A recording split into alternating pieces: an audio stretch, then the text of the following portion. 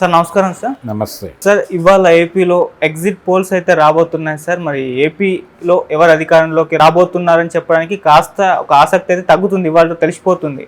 So మరి exit polls అనేవి ఎగ్జాక్ట్గా ఉంటాయా, వాళ్ళు చెప్పినట్టు అదే పార్టీ అధికారంలోకి వస్తాయా? ఒకేలా ఎగ్జిట్ పోల్స్ ఏ పార్టీకి ఫేవర్గా ఉంటే ఆ పార్టీకి, అంటే ఈ పార్టీ నుంచి ఆ పార్టీకి ఏమైనా కీలక నేతలు జంప్ అయ్యే ఛాన్స్ ఏమైనా కనిపిస్తాయా సార్? అంటే ఎగ్జిట్ పోల్స్ టైంలో జంప్ అయ్యేటువంటి పరిస్థితి ఉండదండి. ఎందుకంటే ఆల్రెడీ జంప్ అయ్యేవాళ్ళు జంప్ అయిపోయారు, నిలబడే వాళ్ళు నిలబడ్డారు. ఓకే, సీట్లు దొరకని వాళ్ళు అసంతృప్తులు వేరే పార్టీలోకి వెళ్ళారు, వాళ్ళ కష్టాలేవో వాళ్ళు పడ్డారు, అయిపోయింది. ఇప్పుడు కొత్తగా మారేదే ఉండదు. ఓకే, ఈ ఫలితాలు ఏంటంటే 4 రోజుల ముందు తినబోతూ రుచి తెలుసుకునే ప్రయత్నం ఇది. అంటే ఒకటి ఇక్కడ సీరియస్గా చూడాల్సింది ఏంటంటే జనాల్లో విపరీతమైనటువంటి క్యూరియాసిటీ ఉంది. పందాలు కాసి ఉన్నారు చాలామంది.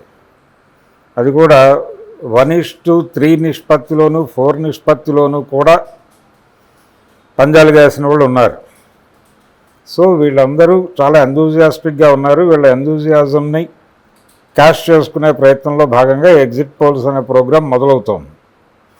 అది లాస్ట్ పోలింగ్ అయిపోయిన తర్వాత 1వ తారీఖు నుంచి మీరు ఏదైనా చేసుకోండి అని చెప్పి ఈసీ చెప్పడం వలన ఈరోజు నుంచి మొదలవుతుంది. సో ఈవినింగ్ నుంచి ఈ హడావిడి మొదలవుతుంది.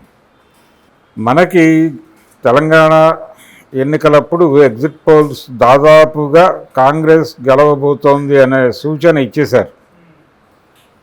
బీఆర్ఎస్ ఓడిపోబోతోంది, కాంగ్రెస్ గెలవబోతోంది అనేటువంటి ఒక ఇండికేషన్ బలంగా ఇచ్చారు. అదే వాస్తవం అయింది కూడా.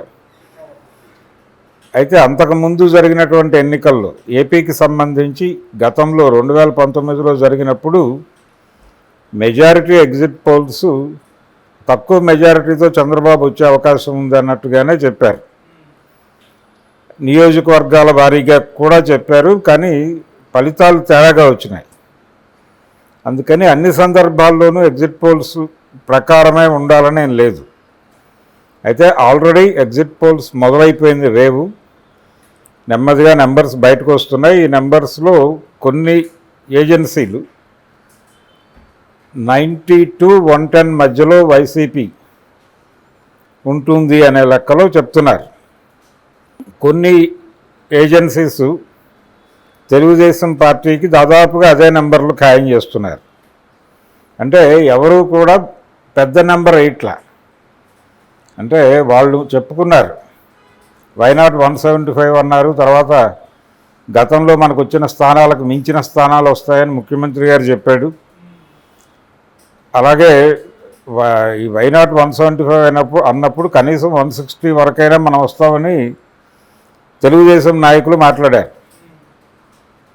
సో ఆ నెంబర్లు ఏవి కూడా ఈ ఎగ్జిట్ పోల్స్ రీచ్ అవ్వట్లే. అన్నీ కూడా 90 to 110 మధ్యలో నడుస్తున్నాయి, అది కూటమికైనా వీళ్ళకైనా. అయితే చాలా మెజారిటీ సర్వేల్లో కీలకమైనటువంటి ఒక సీటు గురించి మాత్రం తేడాగా చెప్తూ వస్తున్నాయి. అది పిఠాపురం నియోజకవర్గంలో పవన్ కళ్యాణ్ పరిస్థితి ఏంటి అనేది. పవన్ కళ్యాణ్ గెలిచే అవకాశాలు తక్కువే అనేది చాలా ఏజెన్సీలు ఇచ్చినటువంటి ఎగ్జిట్ పోల్ రిపోర్ట్లో ఉంది. అంటే గెలవడు అని చెప్పడం లేదు, కానీ కష్టమని మాత్రం చెప్తున్నారు. గెలవడు అని కొన్ని సర్వే ఏజెన్సీస్ చెప్పినాయి. ఇంకొన్ని కూటమికి అనుకూలంగా ఉన్నట్టు కనిపించినటువంటి సర్వేలు కూడా పిఠాపురం అనుమానాస్పదం అనే దీనిలో వెళ్ళారు. దీంతో పవన్ కళ్యాణ్ గెలుపు అంత ఈజీ కాదు అనేది అయితే అర్థమవుతోంది. వంగా గీతకి ఎడ్జ్ ఉంది ఏదో మేరకు అనే వాతావరణం కనిపిస్తోంది. సో అది పక్కన పెట్టేస్తే కోస్తా ఆంధ్ర ఎలా ఉండబోతోంది, రాయలసీమ ఎలా ఉండబోతోంది. రాయలసీమ గతంలో వైసీపీ స్వీప్ చేసింది. ఈసారి ఆ రేంజ్లో స్వీప్ ఉండకపోవచ్చు, కానీ మెజారిటీ స్థానాలు వాళ్లే గెలుచుకునే అవకాశం ఉంది. కర్నూలు, కడప, అనంతపురం, ఇవన్నీ చిత్తూరు, ఇవన్నీ చిత్తూరులో కొంత తెలుగుదేశం ప్రభావం చూపించే అవకాశం ఉంది, కానీ మిగిలిన సీమలో వీళ్ళే మెజారిటీగా వైసీపీఏ నడిచే పరిస్థితి కనిపిస్తోంది. నిజానికి ప్రీపోల్ సర్వేలు కూడా అదే చెప్పినాయి. రాయలసీమలో వాళ్ళకే ఎడ్జ్ ఇచ్చారు. కోస్తా ఆంధ్రాకు వచ్చేసరికి ఆంధ్ర ప్రాంతం ఇన్ టోటల్ చూస్తే కొన్ని జిల్లాలు వైసీపీకి అనుకూలంగాను కొన్ని జిల్లాలు ప్రతికూలంగాను ఉన్నాయి. నెల్లూరు ప్రకాశం కొంతవరకు తెలుగుదేశంకి ఎడ్జ్ ఉన్నట్టుగా కనిపిస్తోంది. ఆ తర్వాత గుంటూరు కూడా 50-50 ఛాన్సెస్ ఉన్నాయి. నిజానికి ప్రీపోల్లో టీడీపీ వేవ్ ఉంది ఇక్కడ అనేది ప్రచారం జరిగింది. కానీ ఇప్పుడు ప్రజెంట్ ఈ ఎగ్జిట్ పోల్ వ్యవహారంలో చూస్తే, అంటే పోలింగ్ గడిచిన తర్వాత చూస్తే కొంత తేడాగా కనిపిస్తోంది. అంటే 3 జిల్లాలుగా చీలింది అది. నేను చెప్తోంది పాత గుంటూరు జిల్లా. ఇప్పుడు పల్నాడు, బాపట్ల, గుంటూరు కింద 3గా చీలింది అది. బాపట్ల కొంత వైసీపీకి అనుకూలంగా ఉంది. అక్కడ తర్వాత పల్నాడులో హోరాహోరీ పోరాటం ఉంది. హోరాహోరీ బాహాబాహి కూడా కొట్టుకున్నారు. ఎన్నికలు అయిపోయిన తర్వాత కూడా దాదాపు 4 రోజులు 5 రోజులు అక్కడ కర్ఫ్యూ వాతావరణం నడిచింది. మెజారిటీ పల్నాడు జిల్లాలో మాచర్ల నుంచి కారంపూడి, పిడుగురాళ్ల వరకు క్లోజ్.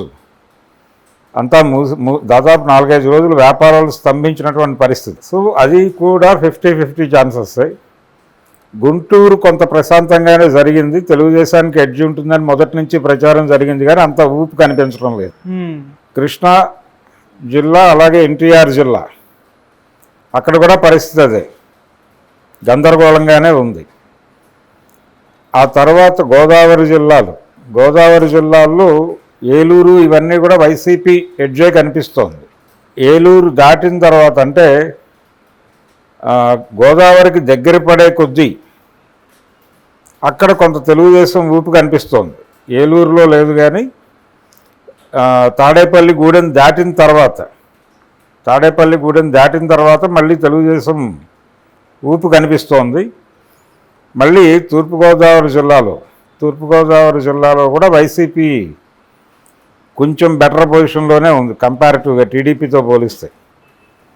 ఇక అక్కడి నుంచి విశాఖపట్నం వరకు, విశాఖపట్నం మిక్స్డ్గా ఉంది, విజయనగరం మిక్స్డ్గా ఉంది. నిజానికి అవన్నీ టీడీపీ వేవ్ ఉన్నటువంటి ప్రచారం జరుగుతోంది ఇప్పటికీ, కానీ మిక్స్డ్గానే ఉంది. శ్రీకాకుళం పరిస్థితి కూడా అదే.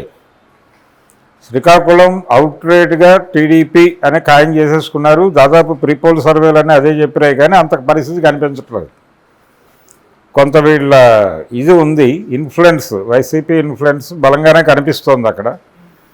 కాబట్టి అందుకనే ఈ ఎగ్జిట్ పోల్స్ ఎటువైపు నుంచి ఎటు వచ్చినా, అంటే తెలుగుదేశం పార్టీకి ఎడ్జ్ ఇవ్వాలనేటువంటి ఒక సంకల్పంతో ఉన్నటువంటి సంస్థలు కొన్ని ఉన్నాయి. ఈసారి విచిత్రం ఏంటంటే ఎన్నికల ప్రచారమే సర్వేలతో జరిగింది. సర్వేలను ఒక ప్రచారాస్త్రంగా వాడారు. 2 రోజులకు ఒక సర్వే బయటకు రావడం, దాన్ని ప్రజల్లోకి పంపు చేయటం, దాని మీద నాయకులు మాట్లాడటం, ఖండనలు మండనలు అన్నీ కూడా ఒక సర్వే కేంద్రంగా నడిచినాయి. ఇది గతంలో కంటే కూడా ఈసారి ఎక్కువ కనిపించింది. ఈసారి ప్రచారంలో సర్వే అనేది కీలక పాత్ర పోషించింది. అందుకని ఇప్పుడు కూడా ఈ ఎగ్జిట్ పోల్స్లో కూడా ఎవరూ క్లియర్ కట్ మెజారిటీ ఇవ్వడం లేదు. 110 లోపే నడుస్తోంది కదా. 110 అనేది ఎడ్జ్గా పెట్టుకున్నారు. 90-110. ఆ 20 సీట్లలో ఏమిటి పరిస్థితి అని, 20 సీట్లలో విజయం ఉంది అని. ఈ 20 సీట్లు ఎవరికి కలిసి వస్తే వాడు గెలుస్తాడని ఈ పద్ధతిలో సర్వే జరుగుతోంది. ప్రస్తుతానికైతే ఉన్న ఇన్ఫర్మేషన్ ప్రకారం కూటమి గెలుపు అంత ఈజీగా కనిపించడం లేదు. వైసీపీకి కొంత ఎడ్జ్ ఉండే అవకాశం ఉంది. 92 నుంచి 105 స్థానాలు అని అంటున్నారు, కానీ 110 వరకు ఉండొచ్చు. 110 అయితే దాటే పరిస్థితి లేదు. నా అభిప్రాయంలో వైసీపీకి ఎడ్జ్ ఉందని నేను అనుకుంటున్నా, రకరకాల కారణాల చేత. టీడీపీ ప్రాక్టికల్గా చాలా ప్రాబ్లమ్స్ ఎదుర్కొంటోంది. దానికి సెకండరీ లీడర్షిప్ బలంగా లేదు. ఉన్న సెకండరీ లీడర్ అనుకున్నటువంటి వ్యక్తి కూడా ఈసారి బలంగా యాక్ట్ చేయలేదు. లోకేష్.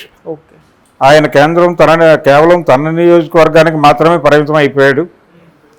పవన్ కళ్యాణ్ నిజానికి ప్రచారం ఎక్కువ చేశాడు 2 పార్టీలకి సంబంధించి, టీడీపీ, బీజేపీ అలాగే జనసేన 3 పార్టీలకి ఆయనే ప్రచారకర్తగా చాలా సభలు నిర్వహించాడు.